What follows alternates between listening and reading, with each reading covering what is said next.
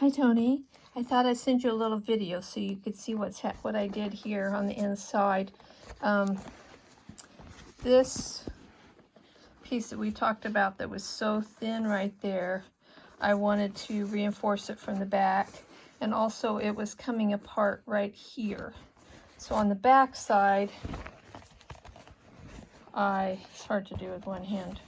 It's kind of hard to do anyway, manipulating it.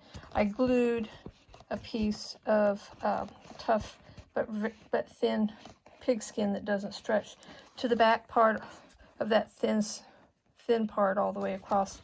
And then, so that didn't, because there's no way I could get in there to stitch that, so it didn't come apart, I took a little hand stitch. I don't know if you can see the other side.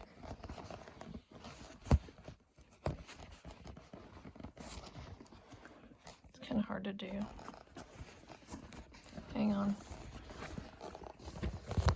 Give me just a second.